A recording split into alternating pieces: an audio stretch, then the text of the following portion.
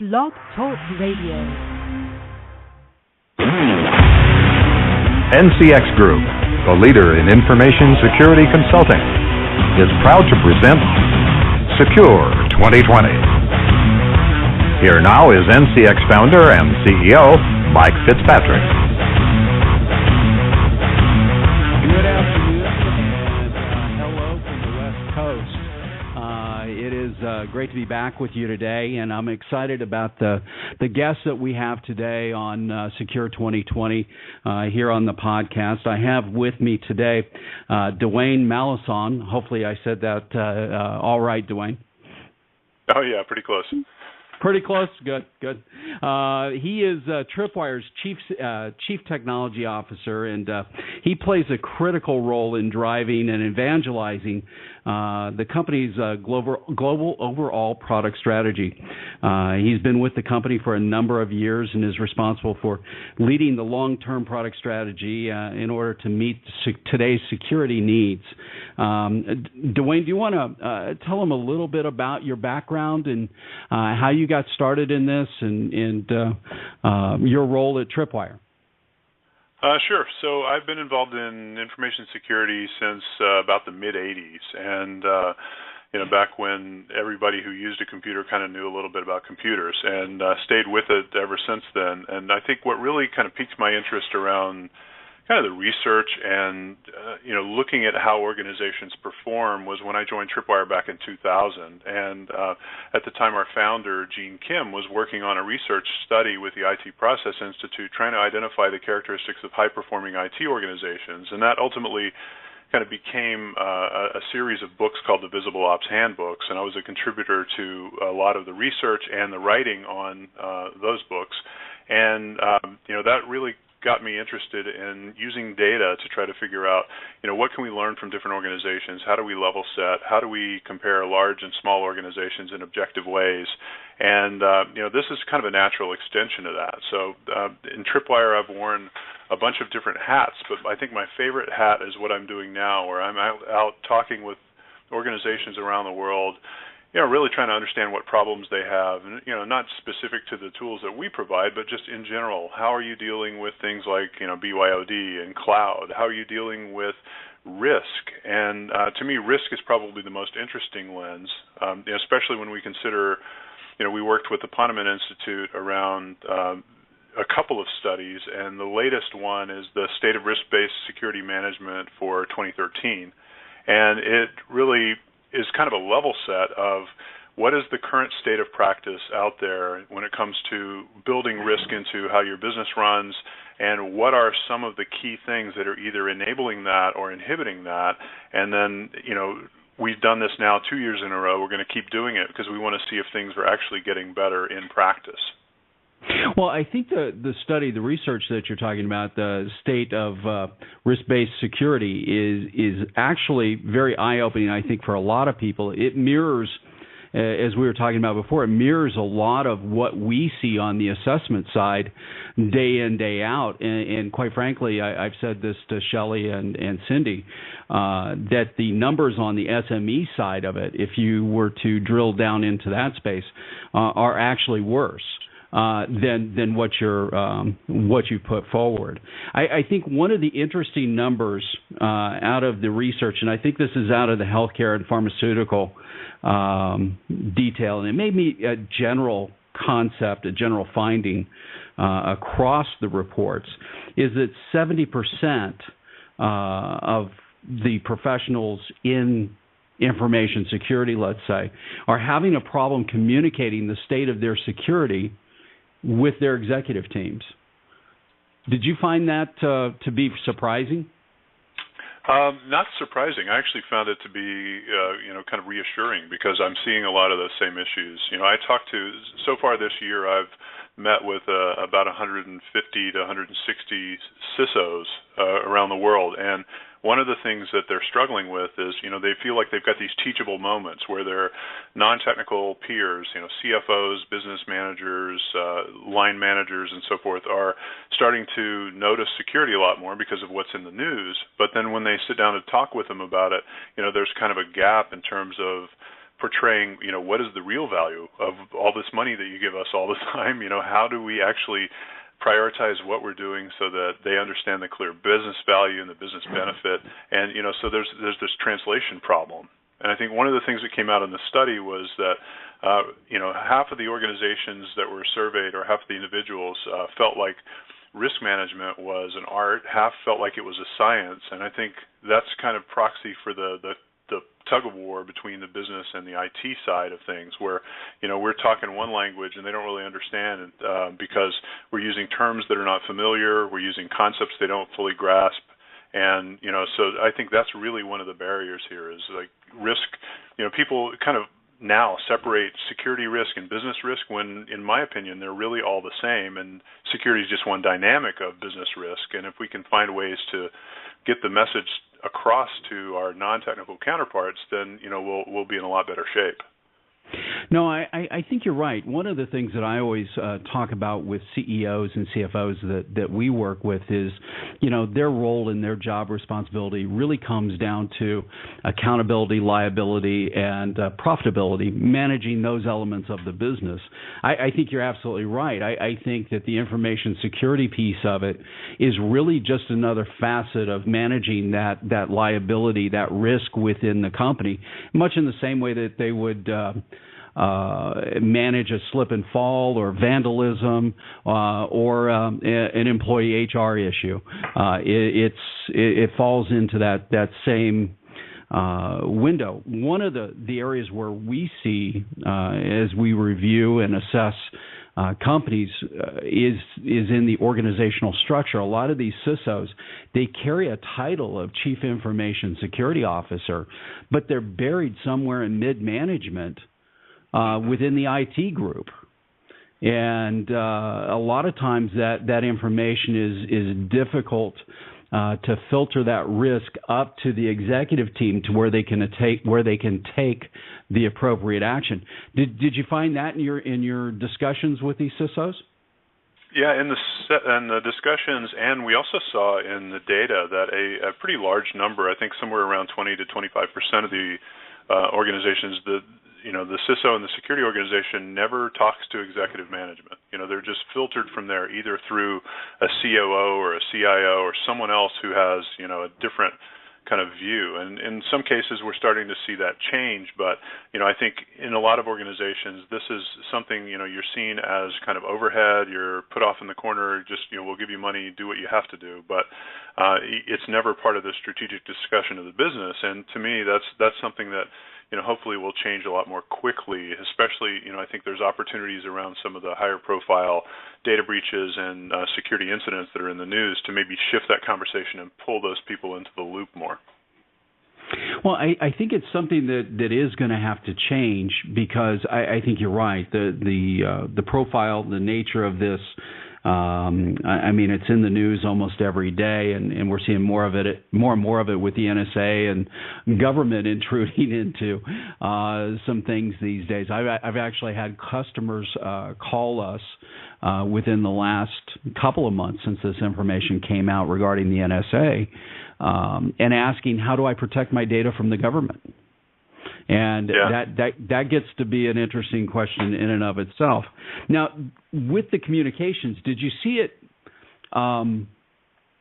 more effective in certain market segments than in others, or is it all pretty standard across the board at that 70% having a problem discussing risk with the executive team? In general, it's fairly consistent. Some of the kind of bright spots are in financial services. There seems to be a lot more of a connection there, where the security is not an afterthought. It's not just pure cost and overhead. It's embedded in the business, and in a lot of cases, it impacts customer satisfaction and customer experience. So it tends to be considered a little more there.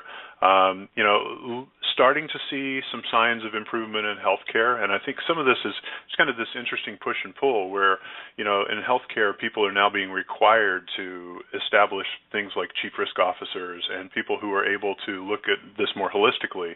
But, it's still a long way to go. I think financial services is probably at the kind of the highest on the edge of this, but beyond that, everybody else is kind of in this 70% range. No, I would. I think we follow the same path. Financial services over the last several years is a very mature model because they were one of the first ones out with the compliance requirements of Graham-Leach-Bliley and some of the other compliance requirements that have affected their industry. Now with HIPAA, and more importantly, I think, is the push to electronic medical records under the Affordable Care Act. It's really forcing a lot of these hospitals to take information security more importantly, more of a focus on it than there has been in the past. I know that with a lot of the hospitals that we've worked with on the assessment side of it, it has been atrocious. I don't have a good feeling with what the privacy results are going to be with the push to electronic medical records, and most of these hospitals never have conducted a security assessment. I think we're in for the term I always use is a data spill. If we think about the Gulf of Mexico and the huge oil spill that filled the Gulf of Mexico, I think we're headed towards something like that under the Affordable Care Act, and hopefully we're able to avoid it. But based upon what we've seen, it's going to be a dangerous time. And I think that leads me to one of my next questions. One of the other things that jumped out at me as I was looking through the research was only 46% of IT professionals have deployed continuous monitoring.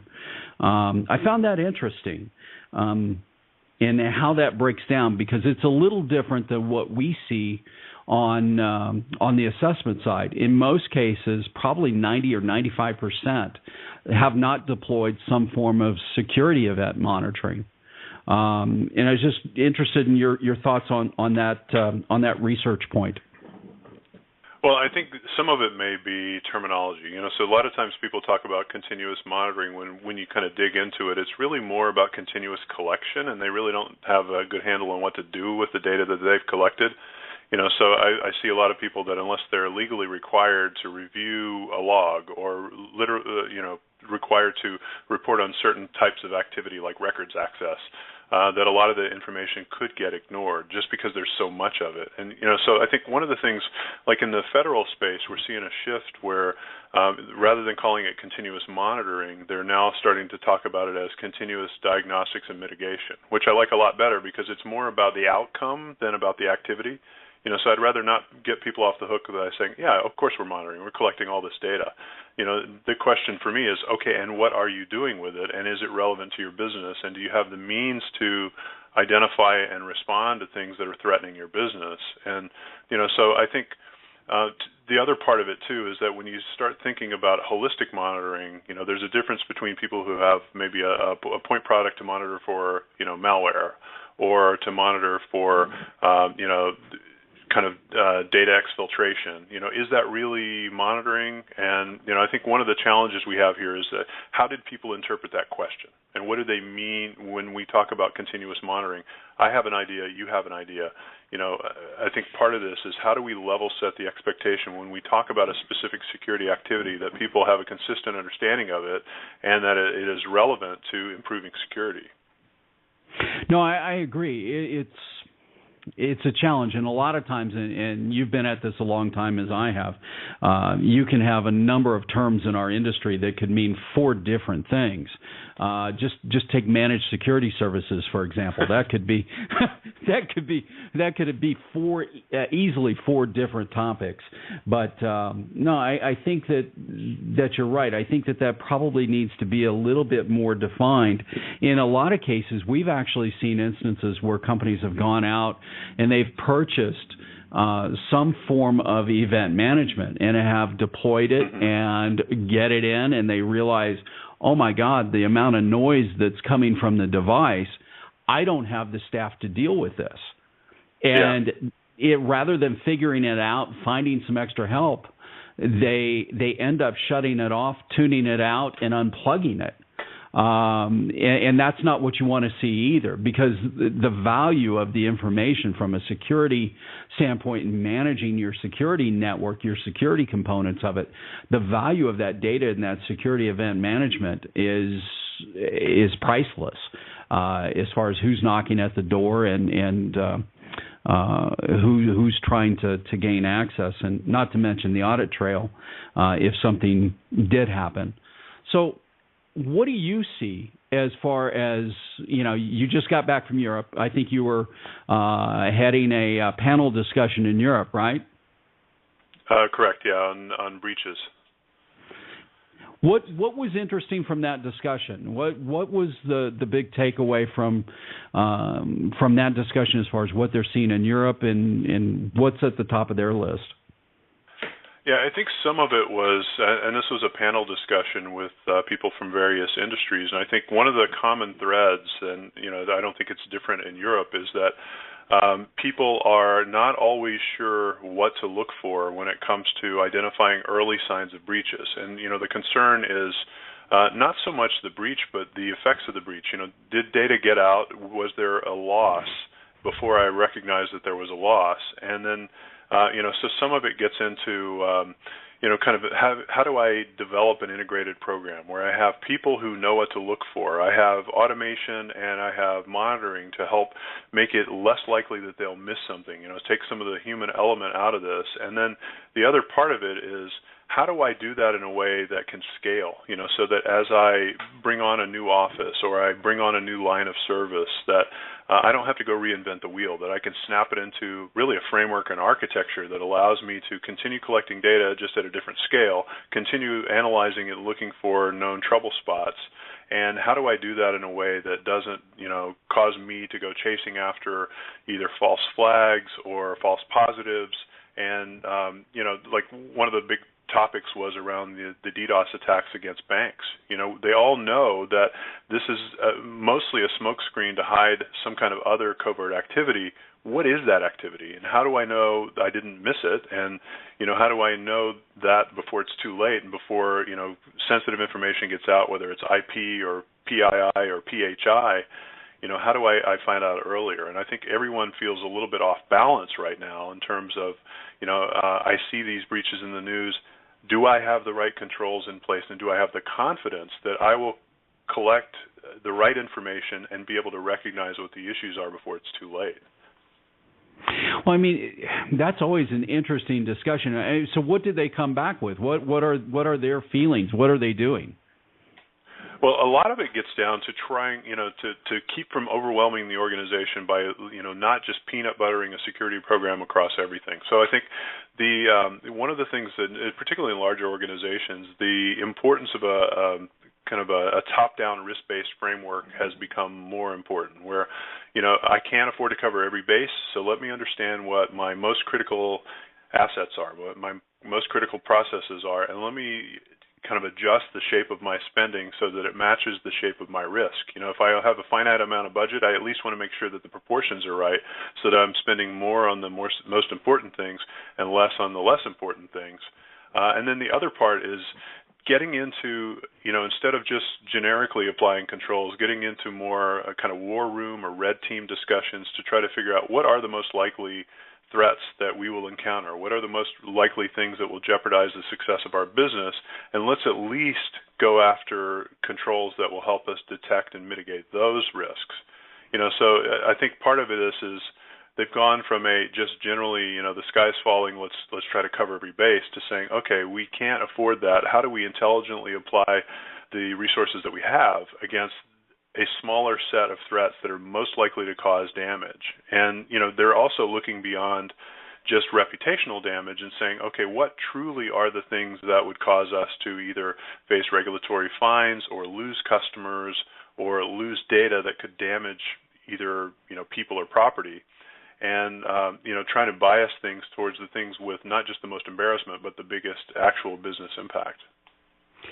It's an interesting discussion from the standpoint of risk-based versus controls-based, and it's something that we've been at odds with for almost 11 years now, because our methodology on the assessment side has always been focused on identifying the key risks and not as much on controls.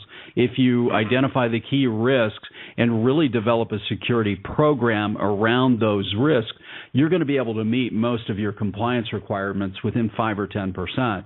So it's a different philosophy that you're going to market with these days. It's one that we've gone to market with for almost 11 years now, but it runs contrary to what you see out of the Final Four accounting firms and every other security compliance measure that's out there, because it's all about a policy. It's all about, this kind of screen content that you may have as far as confidentiality, all of those things that we know about. Where do you think the rub in the road is going to be, so to speak, where they start to move more our direction and realize that the policy and the controls and the paper process, the checkbox process, as I call it, doesn't work anymore? And you really have to address the risk. Where do you see that rub in the road, and when do you see them starting to move our way? Well, I think the movement will probably be both ways, a little bit toward the middle. But I think one of the things we're finding, we talked about like the communication gap before. A lot of the big four really come from a financial controls background, where, you don't ever find a financial practitioner that comes in and says, I'm not going to use GAAP. I've got my own way of balancing the books. So they're used to a kind of a rigid format where things are done a certain way, and there's double entry accounting, and we don't really have the equivalent of that on the IT side, where we're starting to see movement there, and I think DevOps and some of the rapid deployment models are moving us that way, where you always had this kind of push and pull, where you'd have a security practitioner who wanted to tune servers and secure things just his way, and it was more of an art. It's kind of ironic that the people who view risk management as a science really view server security as an art, where they want to do things my way and look at this tuned in a very specific way. And, DevOps and some of these scale movements are starting to move things where, rather than treating servers as pets where we name them and, feed their individual personalities, we now start to treat them like livestock where, we want to manage a whole herd of these things. And, at any point in time, some are going to leave and some are going to come in. And, so I think that's starting to push us away from the more interpretive side of it and more into the prescriptive, which will, I think, help with the discussion with the financially biased people. But, it'll be a while, I think, before we can find a way to have common ground with them, because they're always going to want it to be more prescriptive and more to the letter than we want, and we're always going to want it to be more, sort of fluid and dynamic than they want. No, I agree. I hope that day comes a little sooner, because you can't go a year without hearing about some Final Four accounting or consultant leaving a laptop somewhere or having it stolen and client data disappearing along with it. So hopefully they get a little bit better in that sense. But I've always been a huge fan of Tripwire, and like I said, NCX has been around for 11 years, and Tripwire was a great partner of mine when we first started the business, and we're always on the consulting side of it. We really don't sell hardware or software, but I've always been a huge fan of you guys, and I've always recommended the products into our customers. Tell me a little bit about what's going on at Tripwire these days. What's new? I know that, and I don't know, recent acquisition was Encircle. A good friend of mine, Oliver Lavery, was the director of product management before the acquisition. I think he's headed back to the UK. But tell me what's going on with Tripwire these days. What's new? Okay, yeah. So we're we've been focused a lot on the state of systems with the kind of the history of Tripwire, where we're detecting change and trying to ensure that only good changes happen and bad changes are brought to light immediately.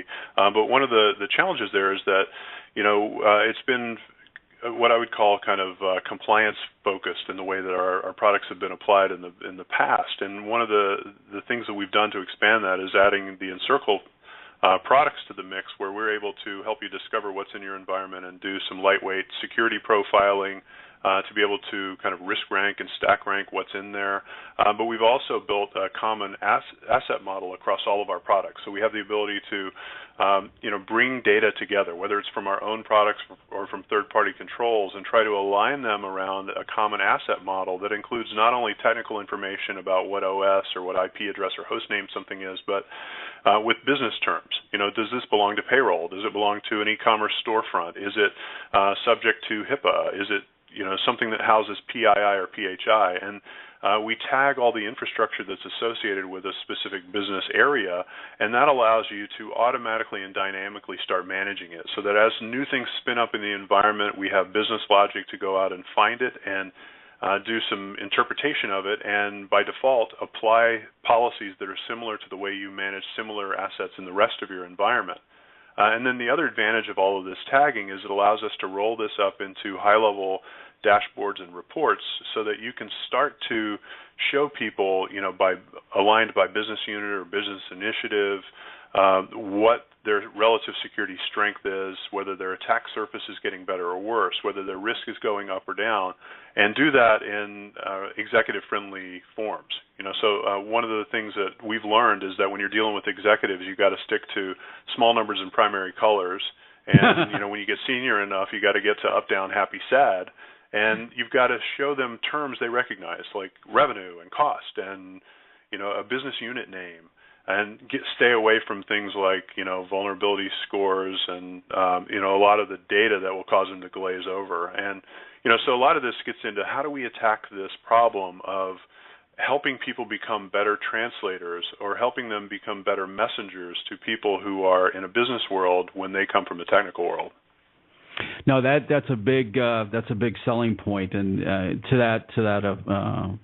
We actually use a report card in our reports, just with letter grades because the executives understand it, and we use colors in order to get their attention for where there needs to be budget allocation. So I'm right there with you. If the simpler you can make it, for them to understand something that's incredibly complex from a technical standpoint so they can make a better business decision is absolutely essential.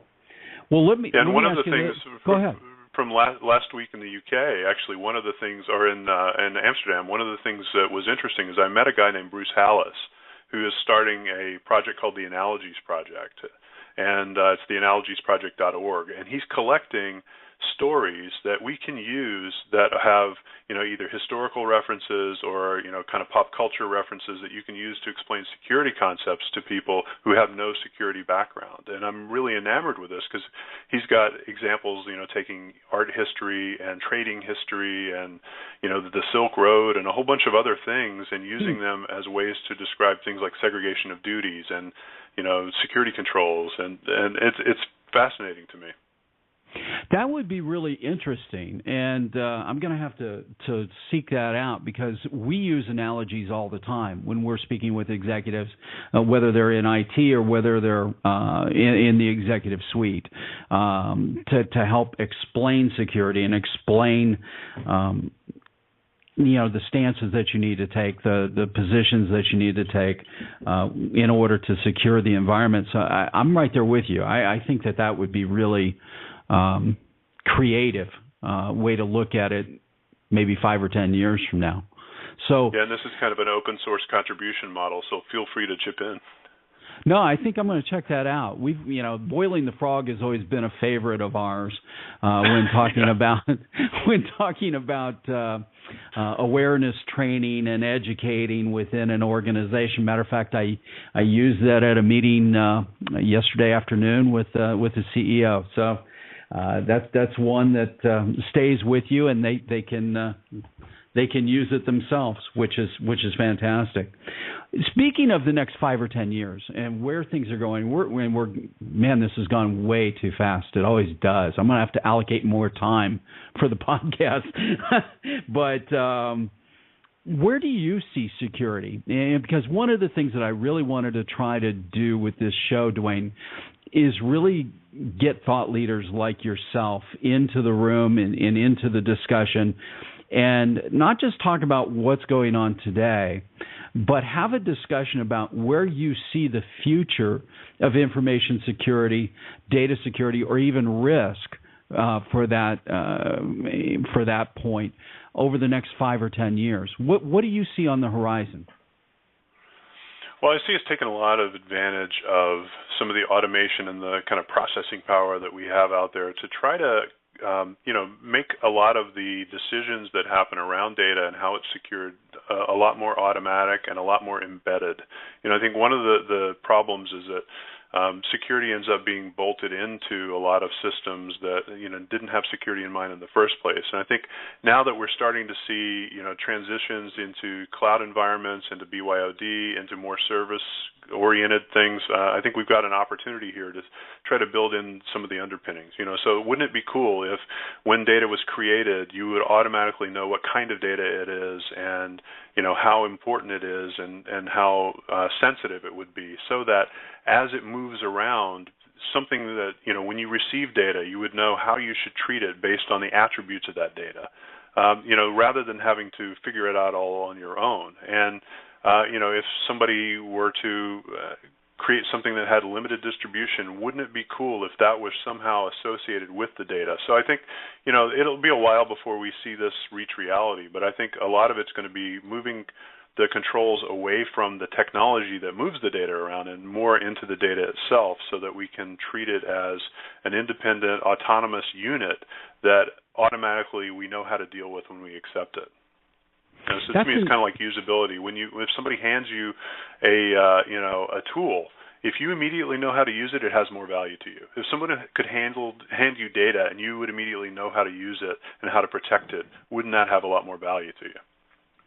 Without a doubt, and I think it goes to a point that everybody associated with information security absolutely despises, and that's the process of data classification and going in through that exercise and classifying that data. So if there was a way in this process to actually simplify that, I think that more and more people would be on board with that type of approach. But as you're sitting there describing it, I can actually see, if you were looking at it through a dashboard visually, and see the data move across and be able to identify exactly what's moving across in a visual dashboard. I mean, that would be interesting.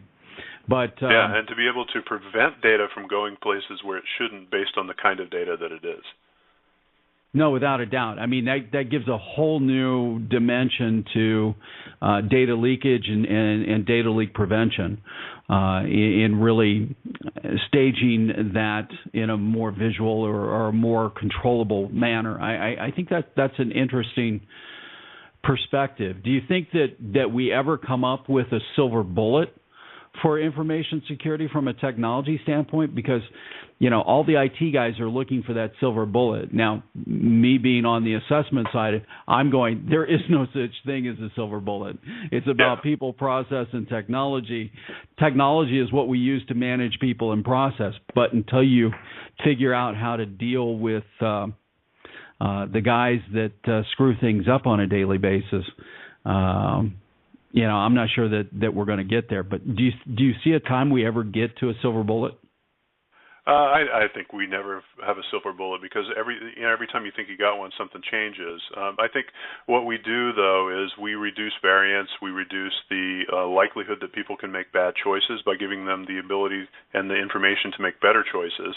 And ultimately, it's kind of this thing like, you're never there, but we should always strive for this or something better. Let's always find some way to improve the state of things. And it gets back to the risk argument. If we can focus on the things that have the highest risk and the highest impact, and find a way to reduce the likelihood that people are going to do dumb things with the data, or do uninformed things with the data, then things can get better.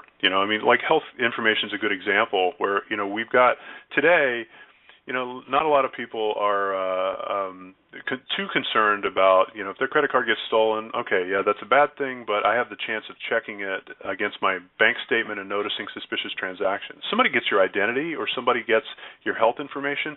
What statement do you look at to know that somebody else has it and they're using it inappropriately? There's not really a good way to do that today. And I think, some of this gets to how do we arm people to have the information to make good choices, to be able to be vigilant in a way that's sensible, and to be able to live their lives without, having the fear that they're going to be blindsided by something they can't tolerate, And so to me, it's we never may get there, but if we can make it better and we can consistently make it better and, make it more approachable to the average mortal, then, things get better over time.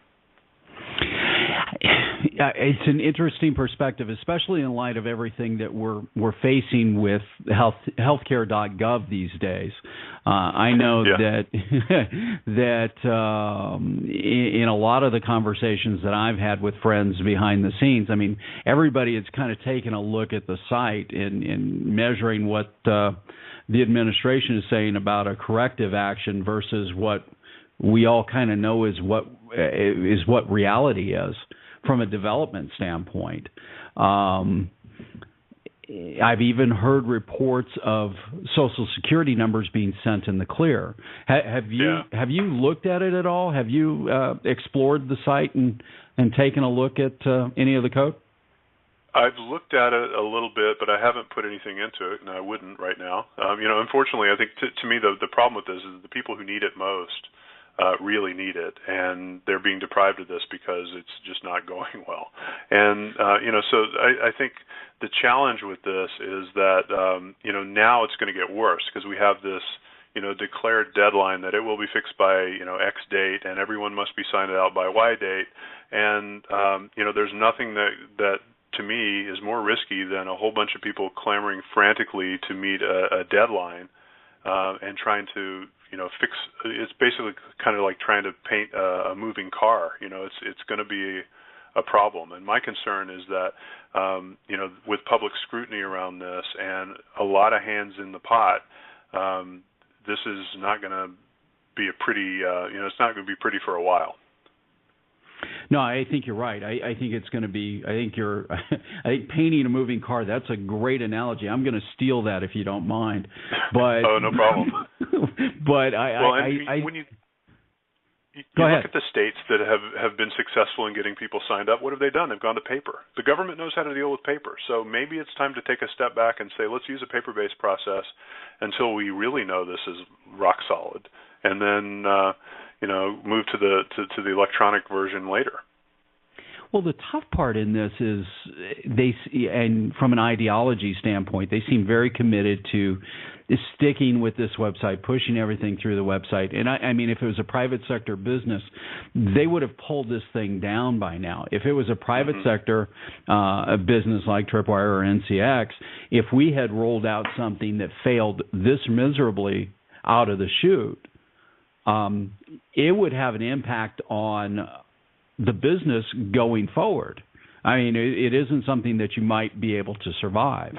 And, and I think most CEOs wouldn't even allow it to get to a launch state if it wasn't ready, and you can prove that it was ready to go.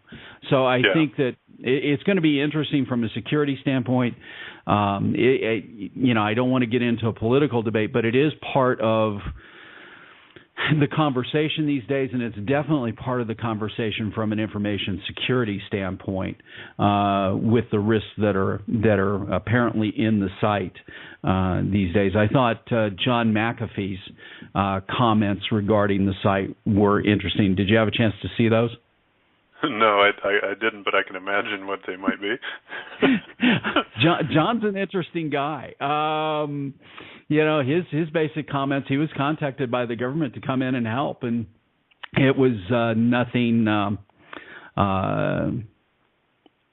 too top end. It was one of the White House attorneys that contacted him, according to the reports, and no one ever really followed back up with him. But his advice was to just scrap it and start again. But But John's an interesting guy. But, well, Dwayne, I appreciate the time. And, again, we're talking with Dwayne Melancon from Tripwire. He's the CTO, and we're about out of time. And, again, thank you so much for joining us today. I really appreciate it. Hopefully you'll join us again. I enjoyed the conversation and getting to know you, and your perspective is important, and I think it's one we should check in with every so often if you're up for it. I'm up for it, yeah, anytime. Very good. Well, thanks a lot. Thanks for joining us here on Secure 2020. And again, if you would like to get in touch with us at NCX, you can do that by going to www.ncxgroup.com. You can follow us on Facebook at NCX Group. You can follow us on Twitter at NCX Group. Notice a theme through this. And we'll be back with you next week here on Secure 2020. Thank you for listening to Secure 2020, presented by NCX Group.